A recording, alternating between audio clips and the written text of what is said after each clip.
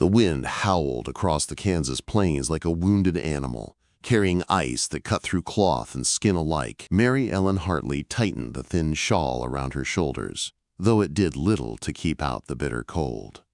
Her arms cradled her son, 3-year-old Thomas, his small body trembling beneath the worn wool coat that had once belonged to his father. "Hush now, sweetheart," she whispered through cracked lips. Her breath came out in small clouds that vanished into the storm. "Mama's going to find us somewhere warm." She said it softly, almost as if she believed it. But deep down, she knew there was no warmth waiting out there. Only more snow, more wind, and the endless prairie stretching in every direction. Samuel Hartley had been gone for 10 weeks. He'd left to work on the railroad after the drought ruined their wheat crop, and an accident at the camp took him from her. The foreman brought back his body in a freight car, his face untouched, his chest crushed by iron rails. Mary Ellen buried him in the churchyard with the last of their savings. Now the landlord, Mr. Garrett, had come calling, cold as the wind itself. He'd given her 2 months to pay the rent she didn't have. When noon came and she still couldn't pay, he spat tobacco into the snow and said, "I've got a paying tenant coming tomorrow." Then he stood there watching as she gathered what little she owned into a carpet bag. Mary Ellen hadn't begged. She'd learned long ago that begging only made cruel men crueler. So she'd taken her son, wrapped him in every piece of clothing he owned, and stepped out into the blizzard with her chin high. That was 6 hours ago. Now the sky had turned black and the snow came sideways, biting at her face. Thomas had stopped crying an hour ago, which frightened her more than his tears ever had. His silence meant he was too cold to cry. Her boots crunched through the drifts, the carpet bag dragging behind her, leaving a trail that the wind quickly erased. Cedar Ridge was 5 miles behind them, but she couldn't turn back. She'd knocked on every door that might have shown mercy. The minister's wife had given her 2 biscuits and an apology before closing the door. The boarding house keeper had simply said, "No charity cases. Times are too hard." Mary Ellen's legs ached, her feet long since numb. Every step was a battle against her body's will to stop. The wind screamed across the empty plains and her strength was fading fast. "Mama," Thomas whimpered weakly. "My fingers hurt." She dropped to her knees in the snow, rubbing his little hands between hers. They were icy, the fingertips pale blue even in the dim light. "There now," she murmured, forcing cheer into her trembling voice. "We'll be warm soon." He nodded, too tired to speak. His eyes, Samuel's eyes, looked dull with exhaustion. Mary Ellen rose again, lifting him higher against her chest. Her arms throbbed with pain, but she didn't stop. Somewhere ahead was the Peterson Ranch. Or was it the McGra spread? She couldn't remember which came first. Both were miles away, but she had to try. She kept moving, one foot after the other, her mind locked on survival. Her mother's voice echoed faintly in her head. "A lady maintains her dignity, Ellen, no matter the circumstances. But what dignity was there in freezing to death?" "Story, Mama?" Thomas whispered. "Of course," she said, though her voice cracked. "Once upon a time, there was a brave little prince who lived in a castle warm as summer." She told the story as they trudged through the storm, the same one Samuel used to tell at night. Usually Thomas would smile and whisper along. Tonight, he just listened, head nestled against her neck. His body felt heavier now, or maybe it was her arms growing weaker. Her knees buckled once, then twice. The third time she fell hard into the snow, twisting so Thomas wouldn't hit the ground. For a moment, she just lay there, staring up at the black sky, the wind shrieking around them. It would be so easy to stop, to let the cold take them both. "Mama, get up," Thomas said faintly, his small hand touching her cheek. "Please." The touch snapped her back. With a groan, she pushed herself up and gathered him close again. "That's my brave boy," she whispered. "Just a little farther." She couldn't feel her feet anymore, but she kept walking. The world shrank to her breath, her heartbeat, the weight of her son in her arms. She walked blind through the snow until her shoulder struck something solid. A post. A fence. Her frozen fingers traced the rough wood. A fence meant land. Land meant a house. "Hello?" she croaked, her voice almost gone. "Please, anyone?" The wind swallowed her words, but she followed the fence, stumbling along until she saw it. A faint light in the darkness. A window. Her legs moved on their own, driven by instinct and desperation. The light grew brighter until the outline of a house appeared through the storm. She reached the door and pounded weakly. "Please," she gasped. "Please help us, my son." For a long moment there was nothing. Then, footsteps. The door creaked open, spilling warm light into the cold night. A man's face appeared, broad-shouldered, weathered, eyes the color of the storm itself. Mary Ellen swayed on her feet, clutching Thomas. "Just for tonight," she whispered. "Please, my boy needs warmth." The man's gaze went from her to the bundle in her arms. His expression softened. He pulled the door wider. "Get in," he said roughly. "Quick, before you freeze solid." She stumbled inside, the heat of the fire hitting her like a wave. Her knees gave out, but strong hands caught her, guiding her to a chair. Thomas stirred, letting out a soft cry. "Thank you," she whispered. The man said nothing, but his eyes stayed on her, assessing, cautious. Mary Ellen didn't care. They were alive. They were warm. For now, that was enough. The storm raged through the night, shaking the windows and howling down the chimney. But inside the ranch house, the fire burned steady and bright. Mary Ellen sat close to it, wrapped in a thick blanket, her hands trembling around a tin cup of hot coffee. Her son, Thomas, slept on a chair near the hearth, his small face rosy from the warmth. For the first time in days, she felt something close to peace. The man who had opened his door to them moved quietly around the room, adding wood to the fire, checking the latch, his heavy boots thudding softly against the floorboards. He hadn't said much since letting them in. He didn't need to. His silence carried a kind of steady calm that made her feel safe. When she could finally speak, she turned toward him. "You saved our lives tonight," she said softly. "I don't even know your name." "McGra," he replied, still tending the fire. "James McGra." She nodded, her voice small. "Mary Ellen Hartley. And this is my boy, Thomas." He gave a short nod, as if memorizing the names. "You'll both stay until the storm passes," he said.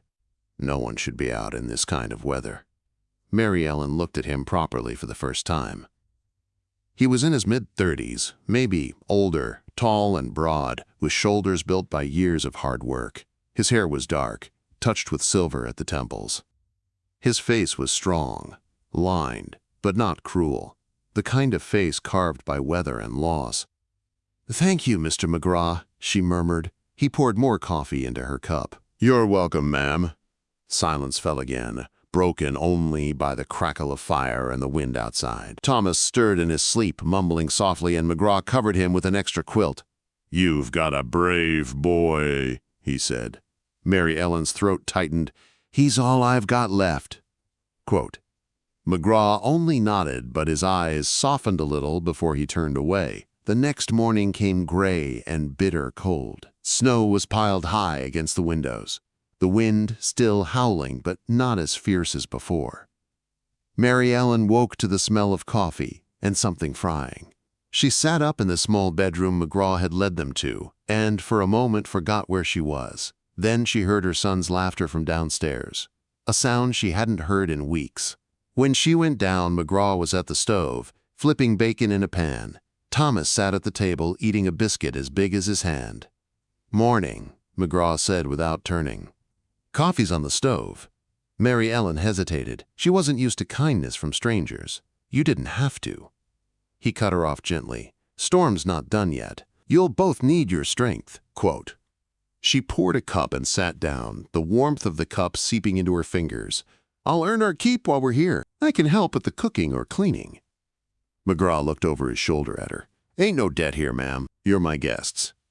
"I don't take charity," she said quietly, meeting his eyes. He held her gaze for a moment, then nodded once. "All right, then. You can help with supper." It was a small thing, but it gave her back a piece of herself. As the hours passed, Mary Ellen kept herself busy. She scrubbed the kitchen table, swept the floor, and found comfort in the simple rhythm of work. McGra went out to the barn to tend to the cattle, his shape barely visible through the swirling snow.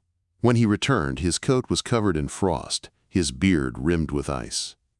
He stamped the snow from his boots and hung his coat by the fire. "Cattle are fine," he said, almost to himself, Barnes holding. Thomas looked up from his drawing on the floor.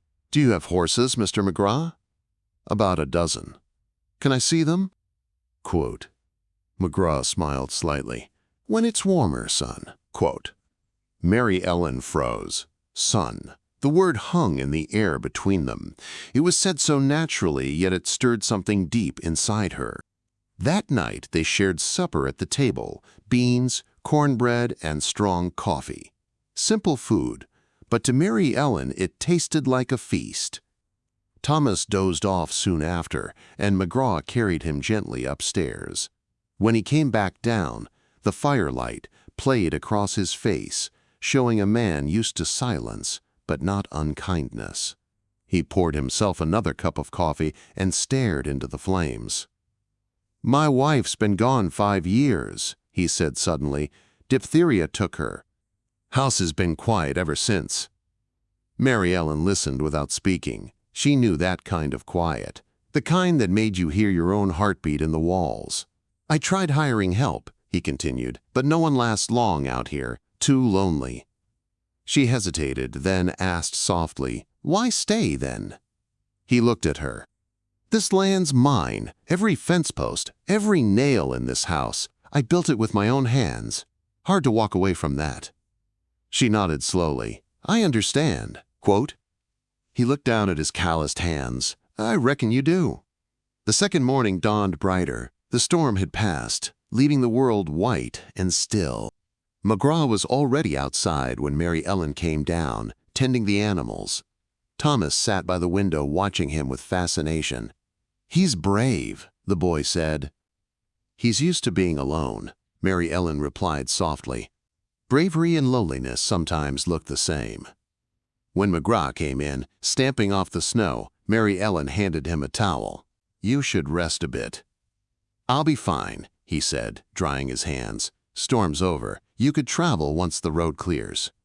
She froze at the words. "We'll be gone tomorrow then," she said quickly. "You've done more than enough." He looked at her boots, cracked and barely holding together, then at Thomas, who was drawing shapes in the frost on the window. "The road's not safe yet," he said after a pause. "No need to rush." Mary Ellen's shoulders eased just slightly. She didn't know where they'd go anyway. That evening, after supper, McGra sat by the fire while Mary Ellen mended socks from a basket she'd found near the hearth.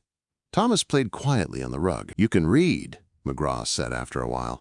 "I was a teacher before I married Samuel," she replied. "Samuel," he repeated. "Your husband?" She nodded. "He worked on the railroad after the crops failed. The accident took him." "I'm sorry." "Thank you," she said simply. The silence that followed was different this time, warmer, easier. The fire popped, and Thomas yawned. Mary Ellen tucked him into the small bed upstairs, then came back down. McGra was still by the fire, his eyes distant. "You and the boy," he said quietly. "You've brought life back into this place. Feels different with company again." Mary Ellen's eyes softened. "We'll be gone soon." "But thank you." McGra stared into the fire for a long moment, his jaw tight, as if weighing something heavy in his mind. When he finally spoke, his voice was low. Maybe you shouldn't go." Mary Ellen blinked, unsure she'd heard him right. He turned to face her fully. "This ranch needs a woman's hand, and you need a roof. Seems to me that's a fair trade." The room went utterly still, the fire crackling between them. "What are you saying, Mr. McGra?" she whispered. He met her gaze without flinching. "I'm saying I need a wife. And tonight, you need a home." The words hung in the warm air, strange, shocking, impossible, and yet somehow they made a kind of sense. Mary Ellen's heart pounded in her chest. For a moment she thought she hadn't heard him right. "I beg your pardon?" she whispered. James McGra stood steady in the firelight, his expression calm but his eyes fixed on her. "I said, I need a wife. This house needs a woman's care. You and the boy need shelter." Seems to me we can both help each other." Mary Ellen's throat went dry. "You don't even know me." "I know enough," he said quietly. "You're decent, hardworking, and you love your boy. That's more than I can say for most folks I've met." She sat down, her mending, her hands trembling. "You're asking me to marry you because it's practical?" Quote, "I'm not asking for love," he said simply. "Had that once, lost it, not looking for it again. But I can offer you a home, a safe place, a name. You'll have food, a warm bed, and your boy will have a future." Mary Ellen looked at Thomas asleep near the fire. His small chest rose and fell softly under the quilt. Her heart ached at the sight. A home, a father figure, stability, things she'd stopped hoping for. Yet something inside her recoiled. "It sounds more like a bargain than a marriage." James didn't deny it. "Maybe it is, but it's an honest one. We both know what the world does to folks with nowhere to go." She rose from her chair, wrapping her arms around herself. "You'd have a woman under your roof out of convenience. I'd be marrying a stranger for survival. How could that ever be right?" "Because," he said gently, "sometimes survival is what's right." The words hung in the air between them. The fire popped softly, and the clock on the mantel ticked like a heartbeat. Mary Ellen didn't answer. She simply nodded once and turned toward the stairs. "I need time to think." "Take all the time you need," James said. "Storms passed, but there's no rush in deciding the rest of your life." She didn't sleep that night. The storm outside was gone, but inside her heart another raged. Between pride and desperation, fear and gratitude. What kind of woman married a man she barely knew? What kind of mother refused a safe home for her child? By morning, her decision still wasn't clear. She moved quietly through her chores, cooking breakfast and helping Thomas dress. James said little, though his eyes followed her often, as if waiting for an answer she hadn't yet found the words for. After breakfast, he hitched the sleigh and said he was riding to check the fences. Back before sundown, he told her.